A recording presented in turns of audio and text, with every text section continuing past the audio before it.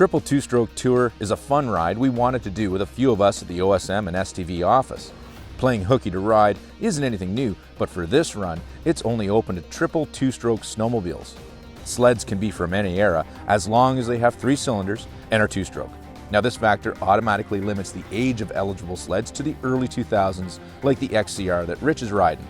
For Logan and I, we've got a pair of 1990 Indy 650s, which are pretty vintage compared to the XCR. Logan's sled is a real survivor. It's all stock, right down to the steel skis. My sled is another 650, but this is my own, and one that I've had since I was 15 years old. It's more modified, but has been sitting around for a long time as a garage ornament. Rich's XCR is a gorgeous survivor. It's like brand new and runs like it too.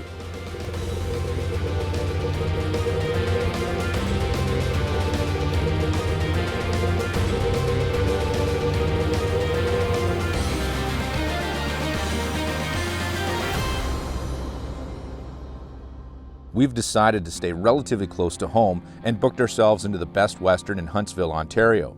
From here, our goal is to run the lakes to get over to Dorset for lunch and back again, hopefully without any issues. There's a view coming over here. Come on, let's get it. Well, immediately I was thinking that this is going to be a great ride, being able to take these triple two-strokes and rip around some lakes, have some fun. It's kind of old school, so I was in right from the get-go.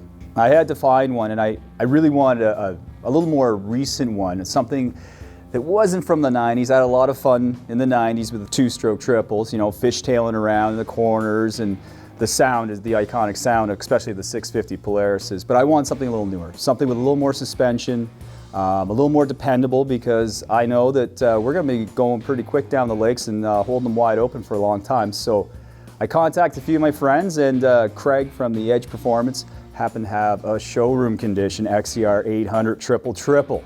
So snowmobiling was different back then. You didn't really travel as far. The sleds beat you up, you got tired. You had to be a little more creative on the trail because you couldn't just pound through the whoops. You had to kind of like go around the whoops, choose your whoops, you know. And then, you know, when today snowmobiles, they just pick up the front skis and you can haul in down the straights, and you can haul around, you can go around the whoops. Those snowmobiles, you just kind of plow through, and it's just like bang, bang. That's why I want a newer snowmobile. Like, you know, I feel bad for Logan. I don't know if he knows it or yet, but he's got a 1990 650 triple with a lot of suspension. So it'll be interesting. Like, at least the 2003 gave us some relief. I have a cheater sled, and I'm proud to say it's a cheater sled. It has less than 1,000 miles on it. It is original paint, hot grips work, everything is pristine. Again, jealousy. That's all you guys are gonna be thinking. And it's gonna be nice and warm, the big windshield. You're gonna see Kehoe just wail down those straights. You guys are gonna have fun on those 650s. I can't wait to see Logan's face. He's never ridden anything older than himself. That kid's gonna hold it wide open and wonder what happened. Where did all the power go? Where's my suspension?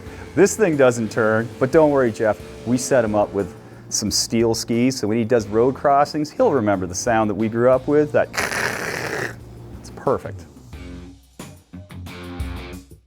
So, here we go.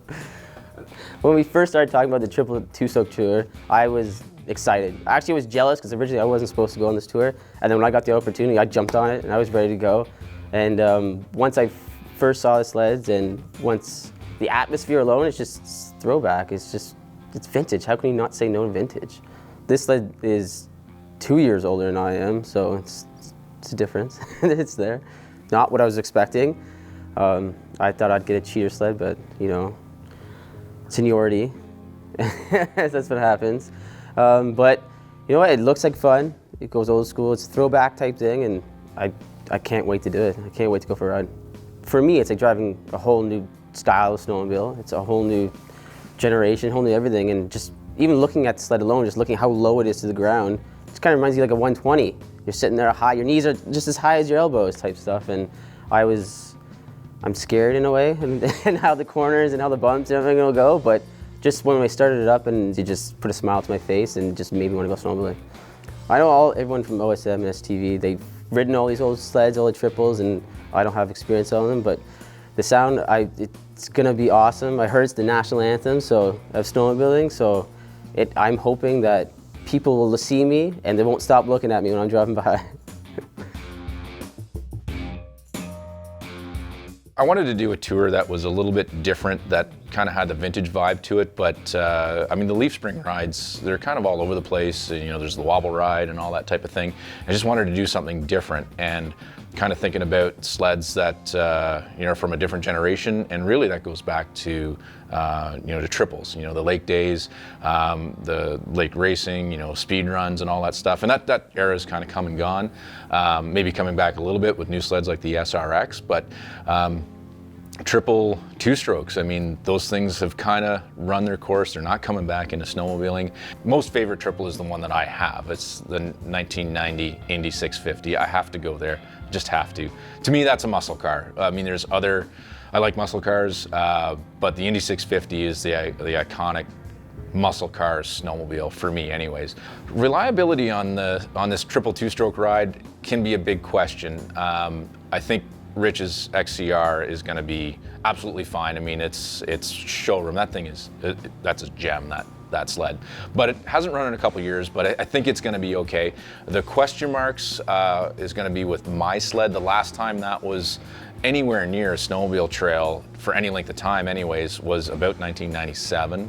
I think it was out somewhere in the early 2000s. I got it running, went for a trip on a small trail just around the house. The headlight wasn't working. I thought it was running pretty good, and I figured I better put this thing away before it blows up. So that was my last thoughts when that thing last hit the snow, and really it hasn't been out of the garage since. So this is its first real trip. It'll do more miles in the next couple of days than it's done in the last 20 years. Yeah, I've been riding snowmobiles for a long time. I mean, I hate to say it, but I started when I was 5 years old, so I'm creeping up on that 40-year mark of riding snowmobiles. And that's really scary to say, but back in the day, I used to carry a whole bunch of stuff. I had like spare idler wheels with that 650 when I was putting miles on it, spare nuts and bolts because it would back stuff out of the suspension all the time. For this ride, I'm taking a chance. I've got my Leatherman, and we've got some electrical tape. And I figure if we can't fix it with that, then we're just gonna tow the junk home. This is Logan's first old school triple experience. I mean, he's got some time with his dad's sled, but that was kind of a triple from the late 90s. The 90 Indy 650, I mean, I think we're gonna be rocking like 6 inches of travel, maybe not that much, and it's old school travel too. I mean, not very well damped. The suspension moves up and down, but is it really working? I don't know. So I think suspension-wise and that old school riding position is going to be an eye-opener for Logan.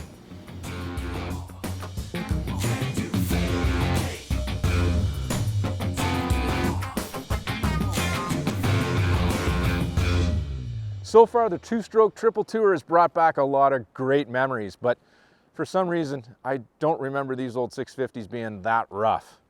But at least they're still moving. Along with the rough ride of my old Indy, it's also way slower than I seem to remember, and it has a huge bog below 6,000 RPM. That could be the clutches or in the carbs or because of the extra oil I put in the gas tank to richen up the mixture, but once it clears out, she comes to life and spins up past 9,000 RPM and it's off. Well, sort of anyways. It's kind of like stepping on a squirrel's tail. It makes a heck of a lot of noise, but it doesn't really go anywhere.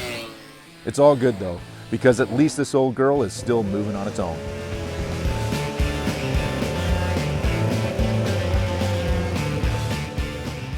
It's different, I guess, to experience something older than I am, but my back hurts, that's for sure. I mean, I'm only 26, but it's sloppy in the corners.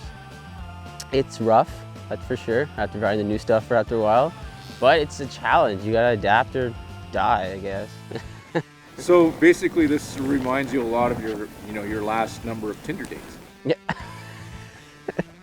Alright, if I'm looking to date someone back in 650 house in the 90s, I would probably say no.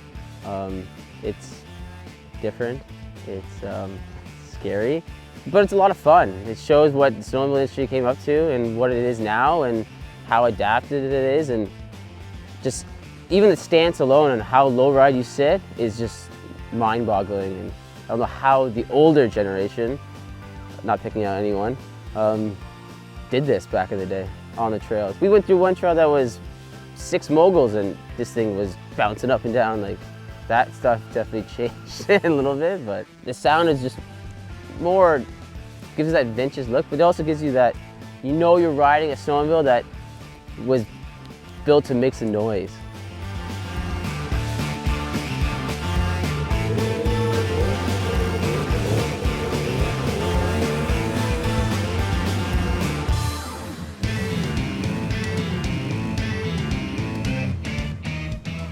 Well, to say spoiled would be an understatement. I knew as soon as you invited me on this ride, Jeff, about the triple tour that I had to get something relatively new I wanted, because I didn't want to, I've already ridden the 90s stuff, like the 1990 650, spent a lot of time on it. I thought Logan would do a better job this time. So I wanted a little suspension, and I wanted to go fast. So I was looking for an XCR 800 Thundercat or a ZR-T8. So when Craig from The Edge said he had a pristine, it's pre-showroom, XCR 800, I knew that this would be the weapon of choice for the week that we were up here. Definitely brings back a lot of memories on how fast it was. As soon as you grab the loud handle and you take it for a pull down Kevlar Lake, you know that you're going to be one of the top dogs on Kevlar Lake. That's where actually we were this whole week. But this one here, this little girl looked really cool. It was like an old hot rod going out. I was way ahead of you guys in the 650s with all the 6 inches of clapped out suspension, but it kind of brought back some memories of, I'm glad snowmobiling changed, especially in the back end. Love these rides. It's like finding an Ewok on the side of the trail, finding Sasquatch when you pull into your gas stop. Everyone looks at you like you have 3 heads. So I thought it was pretty cool, and I can't wait to do it again, to be honest with you.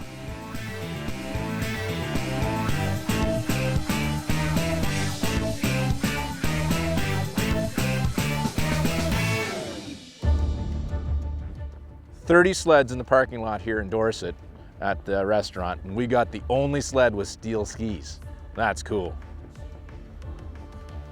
Should say Logan's riding the only sled with steel skis. So we're doing pretty good on the triple tour so far. The sleds are still moving by themselves, which is pretty good. So we made it to Dorset here and had dinner at the Trading Bay Dining Company, and we came here on the lakes, which was our goal. However, with Snowmageddon kicking up, we're sticking a little bit closer to the stakes than we anticipated. Time to dust the old girls off and head back to Huntsville.